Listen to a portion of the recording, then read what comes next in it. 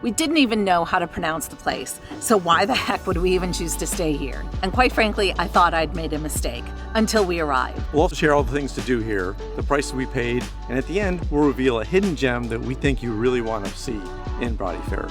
You're not going to want to miss this one.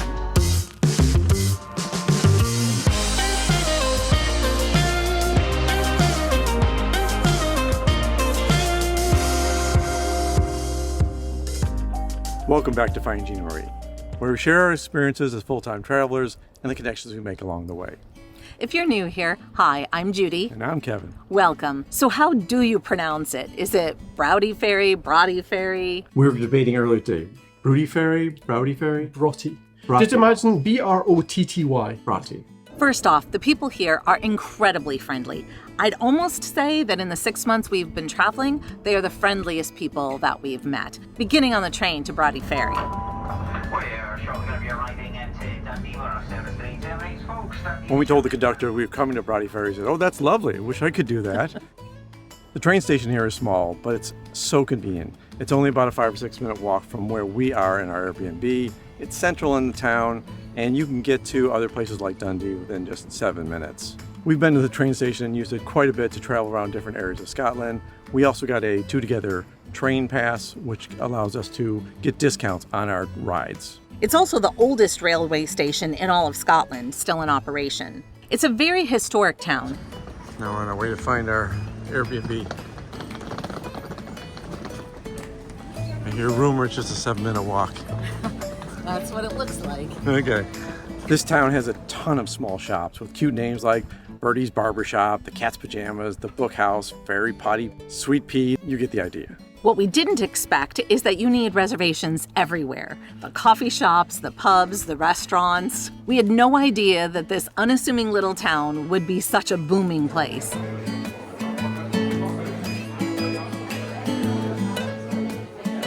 We didn't know this until we were almost ready to leave, but the area is over 400 million years old, and there are remains from the woolly mammoths here. We discovered this when we finally visited Broughty Castle, which took us the whole time we were here, so the last couple days. It's a pretty cool place. It's got 4 floors of museums. It was built in 1490 and includes an art museum, kids' interactive area, a timeline of events, military regalia, and even more. Best of all, most of Scotland's museums, art galleries, and other attractions are all free, but donations are welcome. We're wondering if you're fans of museums and art. When you travel, do you stop at those places? Let us know in the comments. Who's your little buddy down there? This little dog. Somebody I should know about? This is such a great town to walk in. We walked a lot here. We love stopping by Eduardo Alessandro Studios and seeing their art exhibits that are part of their window display that changes all the time. Our most favorite walk is along the shoreline. There's always friendly people saying hello to us. Enjoying our morning walks? Yes, it's absolutely energizing and super positive, and I just love doing it. Being so close to nature and having this great walking path, it's the best. And plenty of people hang out on the beach and swim. Let's just say it's under 10 degrees here, Celsius, in the 40s somewhere. And they're just happily going in the water. Which is crazy to us because we're often wearing our winter coats.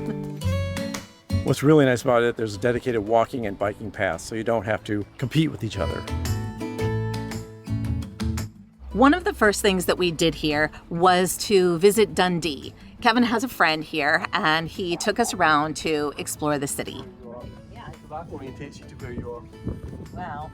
Chris drove us, but otherwise it's a 7-minute train ride to Dundee, and there are buses that also go between Broughty Ferry and Dundee. Dundee has got penguins all over it because of that ship.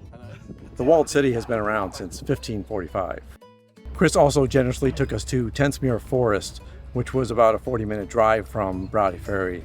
It's thousands of years old and has forest trails. You can follow sand dunes and take you to the coastline. You need to stay to the sand. I say out of the sand, I mean. So you go down. Well, it's flooded sometimes, like we ended up bumping into, and we couldn't really get to the coastline. This is the way to the beach, huh?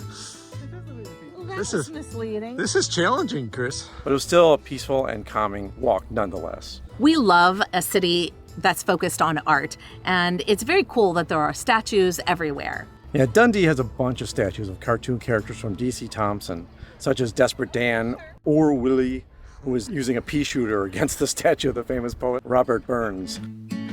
And of course, thanks to the ship RRS Discovery's first ever mission to Antarctica, there's a penguin display. There's even a statue to commemorate the time in 1878 when a live polar bear escaped outside a shop. The next stop was the McManus, Dundee's art gallery and museum. It's in a Gothic revival-style building and includes a bunch of local history, including about jute manufacturing, fine art, comics, and history from 400 million years ago. And there's also art from European old masters as well. As a bonus, our friends Chris and Jenny got us tickets, VIP tickets actually, to a new exhibit that was opening up at the Contemporary Arts Museum in Dundee. We got to spend 30 minutes with the artist Zineb Sedira. This beautiful exhibition by Sedira. Her multi-room exhibit, Can't You See the Sea Changing, was fascinating with its lighthouse images, shipwrecks, and storytelling. And if you missed it, she was saying this is actually a mock-up of her art studio. So this is exactly as it is. We would have liked to have explored Dundee a little bit more, but hopefully this at least scratches the surface and lets you know some of the many things that you can do once you get here. We've been to Scotland on a couple of other occasions, and we absolutely love Edinburgh, which is usually our home base. However, for a month, it's way too expensive, and Broughty Ferry was one of the most affordable places we could find. But on this trip to Scotland, we did manage to bookend it and travel to Edinburgh at the beginning, and we'll be there at the end too. With another video coming up about that, so subscribe if you haven't. Thankfully, we have friends in all the major cities in Scotland, so when we wanted to go to Glasgow, it was easy enough to call up James and say, hey, can you give us a little tour of the city? And he said yes. Like the rest of Scotland, Glasgow has excellent train service, so it only took us about 45 minutes to get there. And they also have a subway system, which made it easy to get out to my friend's house. It's also very bicycle-friendly and a university town. This is Scotland, and it was raining off and on while we were in Glasgow. It wasn't bad rain, it was just enough to make sure that we had to duck into places once in a while, like the botanical gardens.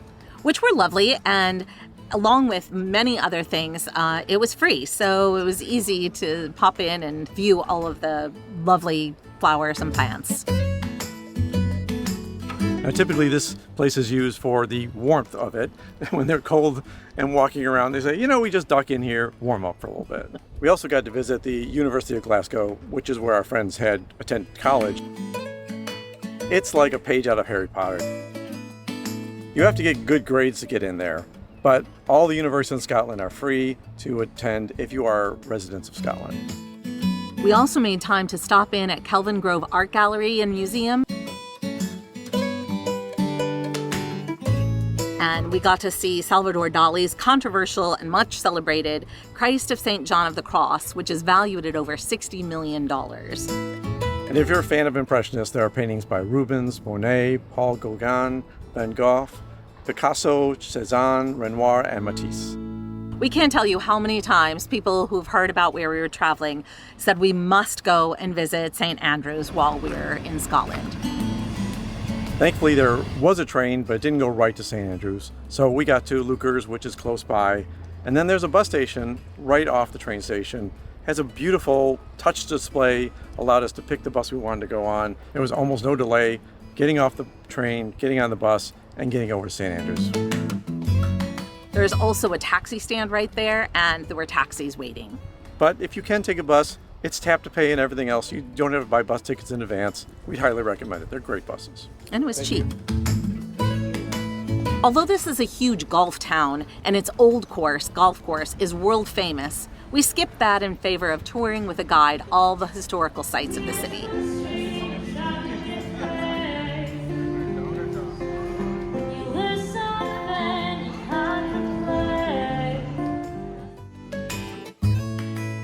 Its grounds are stunning and peaceful, and it's the oldest English-speaking university in Scotland.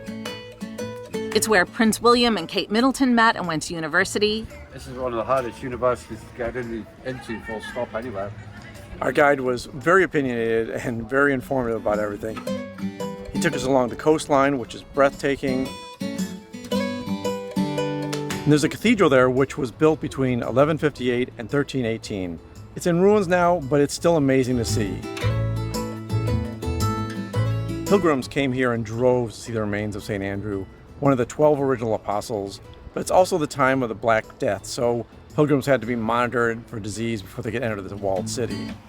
This tiny gate is actually where they would allow the pilgrims to enter, and it was very well guarded. Of course, it wouldn't be Scotland if it didn't have a castle. It was built in 1200, but it belonged to the Archbishop. Structurally, it's not in great shape and is closed right now. The harbor is still in use, but at a much smaller scale. There are about a dozen fishing vessels that bring in shellfish, and there are some pleasure boats as well.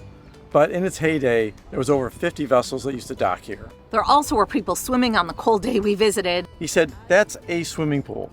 That's what it's meant for, and while we were there were people going in with skimpy bathing suits on. I'm sorry. He said it was 0 Celsius, 32 degrees water. No thank you. It's a magnificent town to stroll and explore. Lots of nice little shops and restaurants and places to visit. One of the places you need to stop is Jeanette's Gelateria. It's family owned and was built in 1908 and is world famous for its delicious gelato and pastries.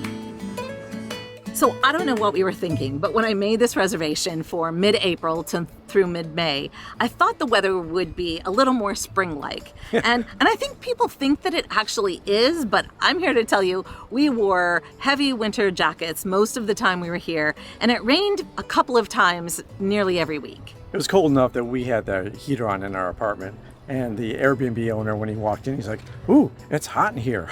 We were freezing. We were freezing. So let's talk about food. If you are a seafood lover, you are going to get the freshest seafood possible when you come here. What's on the menu? I'm eating Cullen skink, which is made with haddock and cream and some chives, and then a malted bread to go with it. Oh.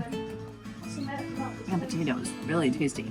In the dedicated fish and chip shops, there was no seating, so they expect you to take it with you. There are benches all over the shoreline, which makes it really nice to sit outside and just enjoy the sun when the days allow there to be sun.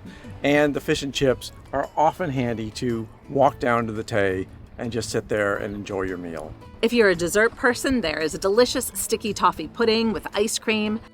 You can see the steam coming off of it. I know, it's really hot. Love it. And Indian food is the UK's spicy food of choice. When you're not getting bar food, you get Indian food. And Broughty Ferry has 2 authentic Indian restaurants.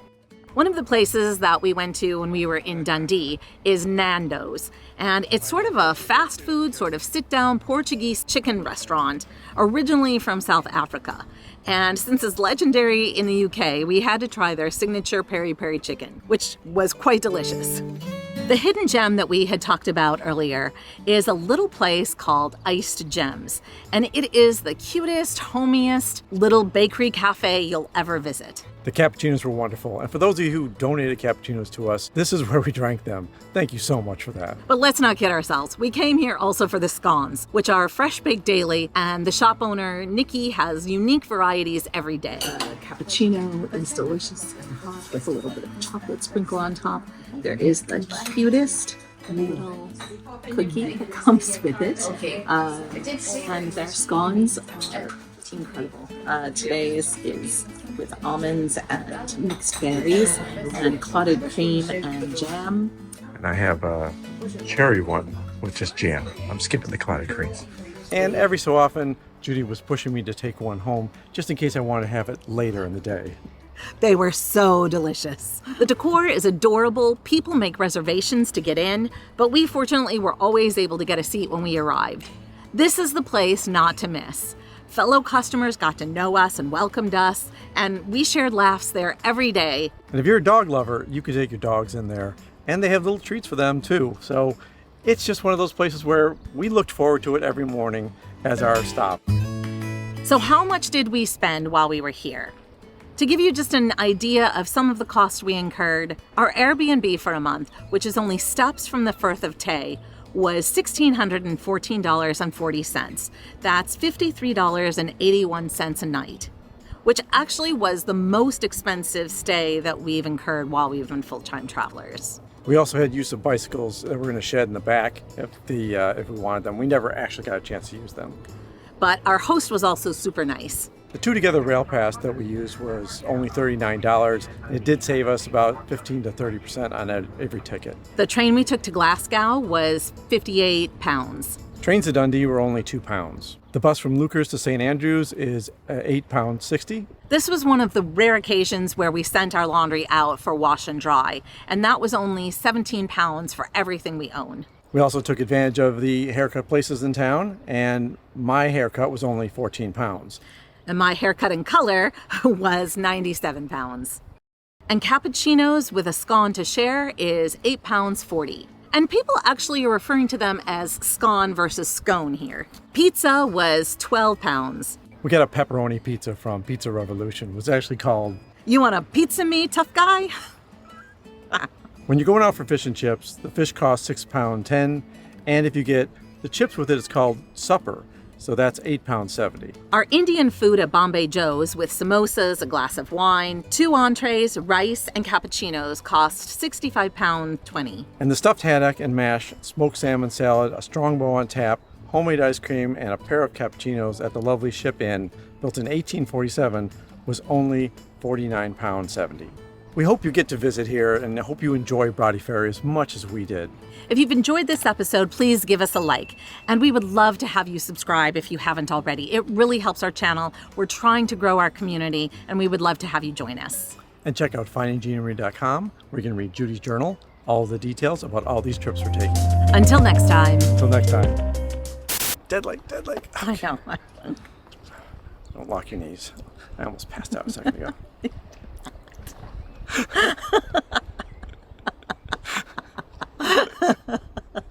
Seriously.